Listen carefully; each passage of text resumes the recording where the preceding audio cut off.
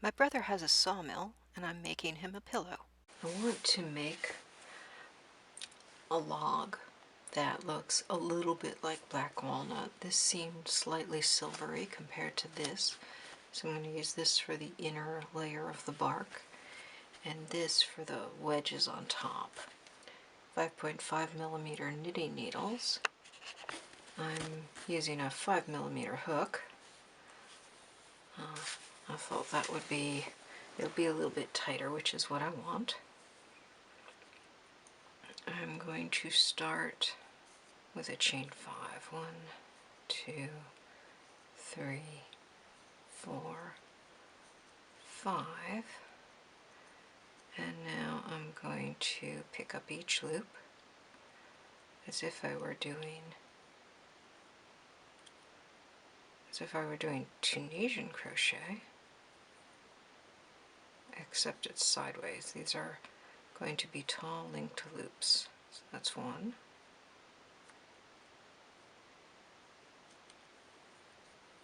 2. Then I actually want to yarn over. 3, 4, and then this is going to be the base chain. So this is like chaining 1 for the base chain, and this is like pulling up a loop. And then I do a standard Tunisian return pass.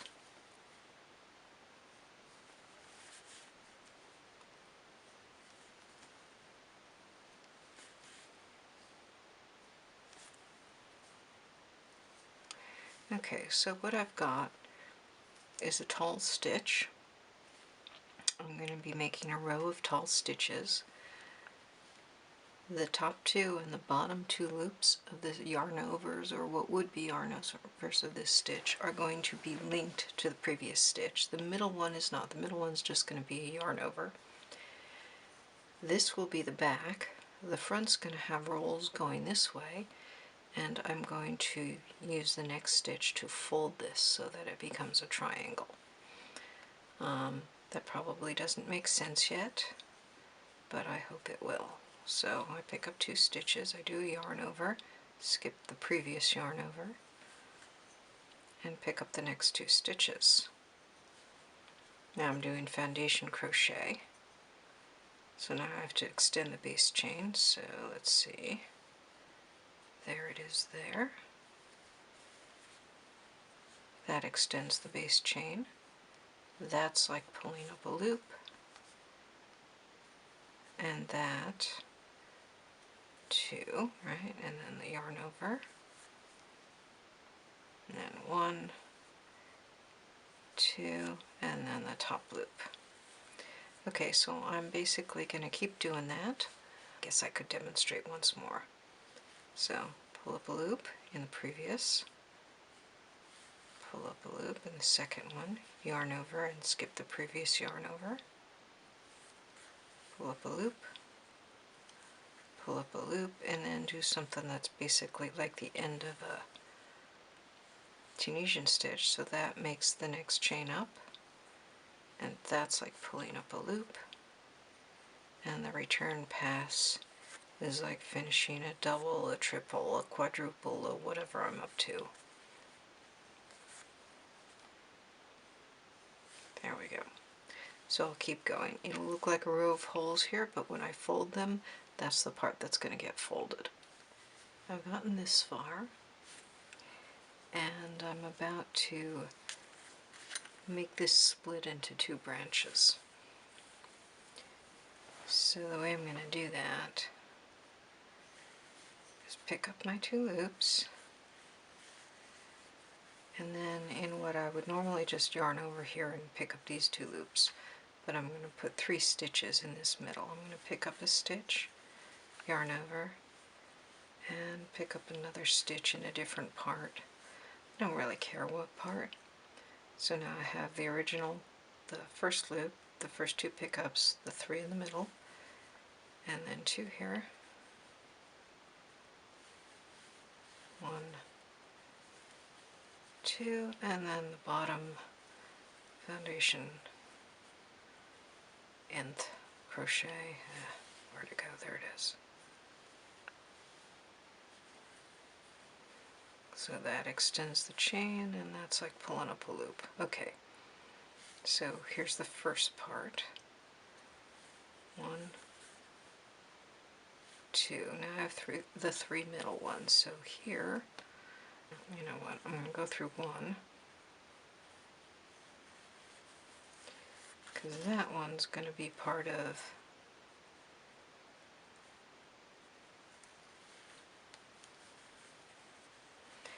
that'll be part of this branch. And then I'm going to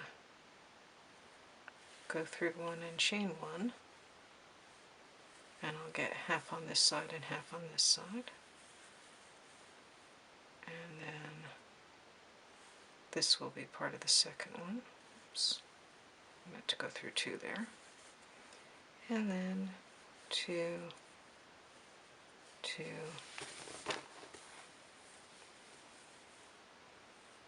2, and 2. Okay, so this time, there's the first 2, there's the yarn over, and now I'm going to pick up 2 loops, one in the one that I picked up last time, and one in the center. Okay, so all of those together, all of these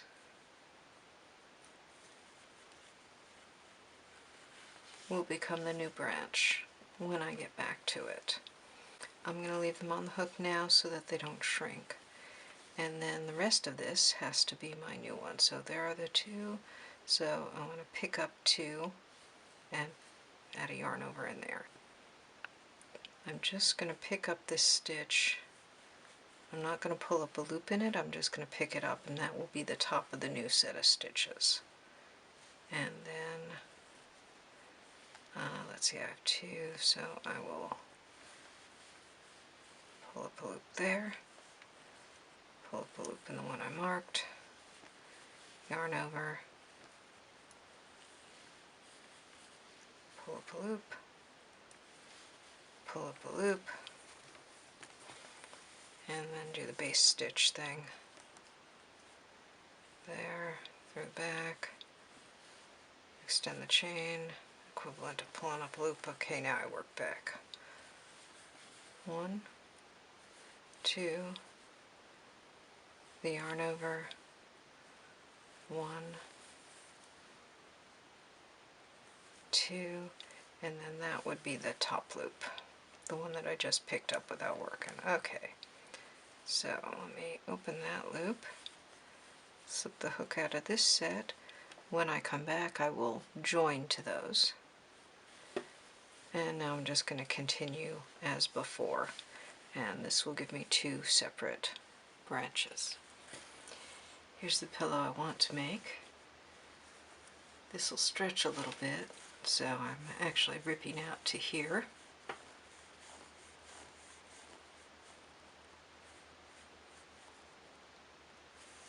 Okay, with Tunisian I would normally do a set of slip stitches down here, but I don't want to do that. I will take care of those when I come around and do the ends. So what I want to do, turn it like a book, like turning over the page of a book. Now that was the back that I worked, this is the front, and now I want to fold these stitches.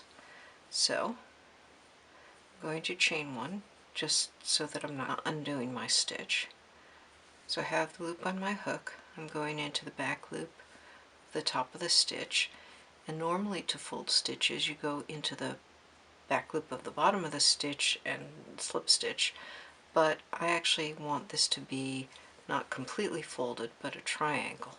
So I'm going to yarn over and then go into the bottom of the stitch. And so I've pulled up a loop, I'm yarning over and pulling through 2, and then I'm going to treat the loop on the hook in the first stitch as 1, so I'm yarning over and pulling through 2. Okay, that was the first stitch. I go into the second stitch, yarn over. Now I go into here, pull up a loop, pull through 2, and pull through 3. Can you see how that's making a triangle cross section instead of a completely folded cross section?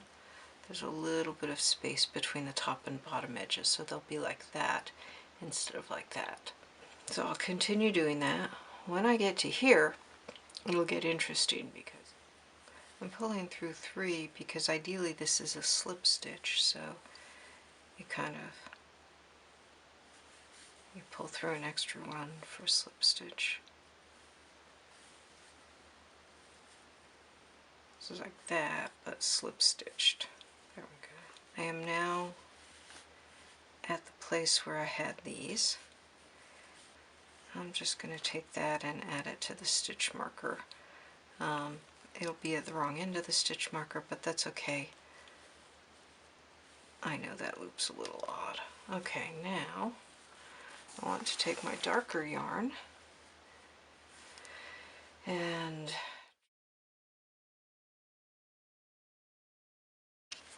okay, so I have my darker yarn. Here's the front. Now this is also going to sit up as a wedge, but that it's going to go into another wedge here. So what I want is to start here and make the background just along this top edge. And then after I bring this ridge up, I'll sneak the darker yarn behind and I'll do a background all the way along the new ridge. I'm going this way, so I need to be working in the back. One of these is from the slip stitch and one is from the original stitch. I'll use that stitch there. A single here and a single here. And now I want to start doing like a half double. Let's do 2 of those. And now I'll start with doubles. And I'll just keep doing this till I get to the end. If I talk very slowly, can you understand me at 20 times speed? We'll find out.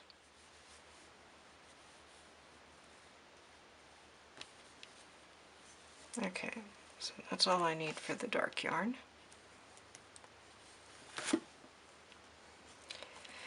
And now I'm ready to pick this up again.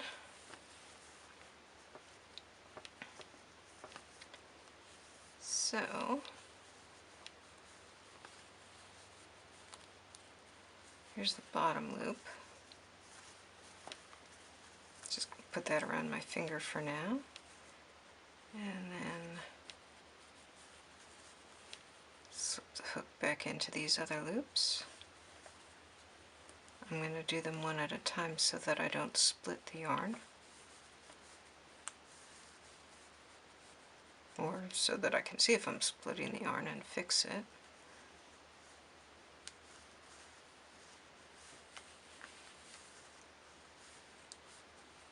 Okay, so I just dropped the yarn over. That's the top loop. Those are the 2 picked up loops. There's the yarn over.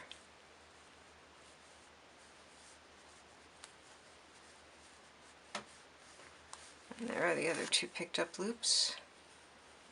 And then I'm going to pretend I just pulled up a loop there. So yarn over, pull through 2. I'm going to pull that a little snugly. Pull through 2. There's the yarn over. 1 picked up loop, the other picked up loop, and top loop. Okay. Now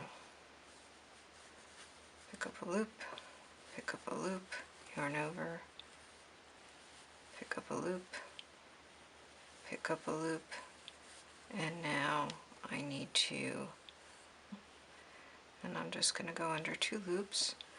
I'm going under the light brown because I started the darker brown a little bit over. Okay, so that was pulling up a loop, so now I'm going through 2, 2, there's the yarn over, 2, 2, and the top loop. I'll do it again. Pick up 2 loops, get rid of the stuff that's sticking in here. Yarn over. Yeah, you don't have to get rid of stuff every time, just when it's there. There's one, there's two, and now this should be the dark stitch. So that was pulling up a loop. There's one, there's two, there's the yarn over, there's one, two, and the top loop. And I just keep on going like this till I get to the end of the dark. And let's see that triangle again. Here's the front. Here's the first ridge. That's going to continue here, and it's going to merge into the second ridge. Or, I'm sorry, this is going to be the second ridge along here. Here's the current state of my tree bark. Here's the bark so far. There's the back. I've been trying different ways to work in the dark brown. On this side, it's knit, Tunisian knit stitch. So this is the back of that. And then here was Tunisian simple stitch. I don't know which I like better, so I'm just varying them. Here I didn't quite connect it, but that's okay. It's organic.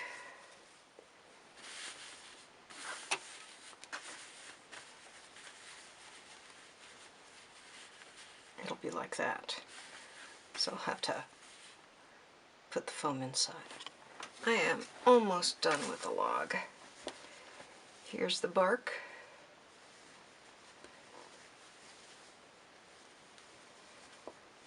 Here's one end. Yes, I decreased at the wrong rate and this is a little lumpy, but I'm okay with that. Here's the side. I had to make the sapwood different from the hardwood in the center. I tried to make a little knot here.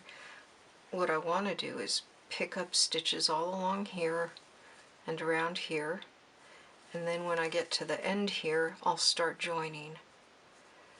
I'll pick up a stitch here and join it to the stitch here, plus the running stitch that goes down the center, and then pick up one here and join it to here, plus the one in the center, and so on. I'll do a three together thing all the way down to here. I had planned to have this stretch over the foam that size, but this may end up being too wide. Maybe from the corner there, stretch this out, and then this side, we'll go from there to there. So that's the other corner. I want it from about there. Now, how do I get a straight line? Make one that goes from here around to here. I like that idea. This will go into the end here. This will go into the end here. This should also stretch a bit. There we go. I could have just rolled this, couldn't I? That might have been smarter.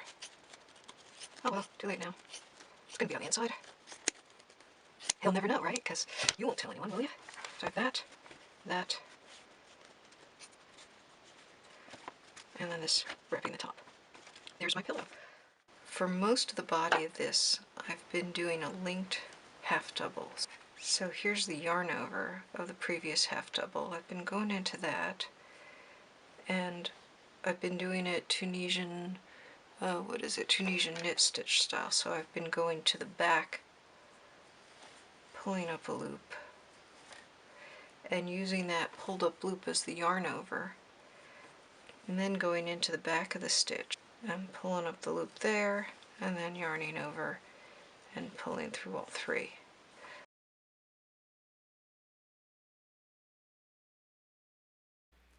I used stacked decreases to close the ends. First I picked up loops. I did that by going into the back loop and then picking up whatever loop I could that was a little bit deeper. A lot of these stitches were tight, so I had to fuss to get my hook into any of the loops. I pulled up a loop through that back loop and then I yarned over. The yarn over was to help me fill in some of the gaps because I knew that this would all be pulled very tightly. I pulled up stitches all along one edge, and then I was going to match them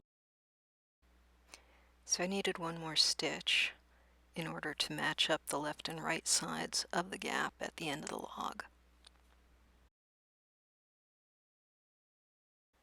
For the actual stack decrease, I'll put a link in the description. What I did involved extra yarn overs and pulling up loops from the loops behind and then pulling through the yarn overs that were in between the stitches that I pulled up, and it all got very complicated. I probably didn't do it consistently, but I'll give you a link to the simpler version of it.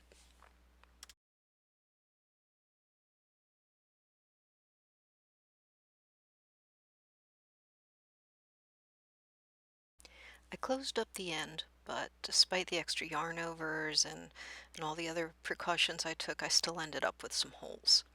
So I had to sew those later.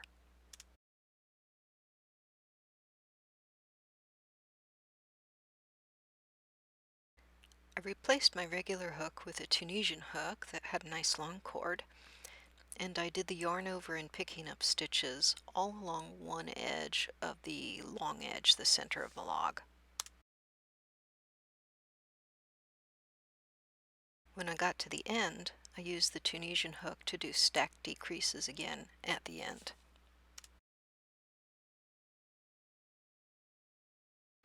And again, I ended up with some extra gaps that I would have to fill later. I'm ready to stuff this.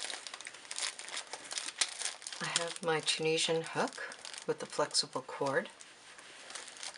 I've yarned over, picked up a loop, yarned over, picked up a loop all the way along this edge. I've done a stacked decrease along this edge. Looks like I have a little hole here, but I will sew that together when I work it. And now what I'm going to do is line it with some felt, stuff it with the foam, and then do a stacked single decrease all the way along this edge. Pick out some colors, I think this way.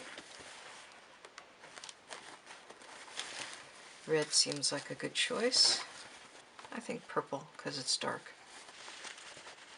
I'll tuck this along the main curve.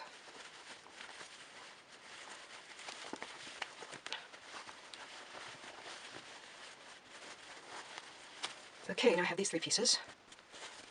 Alright, and I'll tuck the felt in.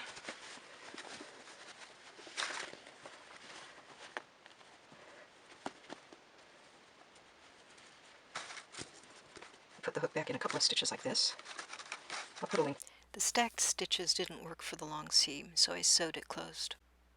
The felt ended up showing through, so I used surface crochet to cover up the gaps.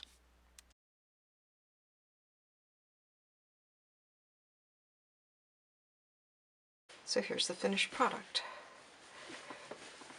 These will stick out as the cushion smushes.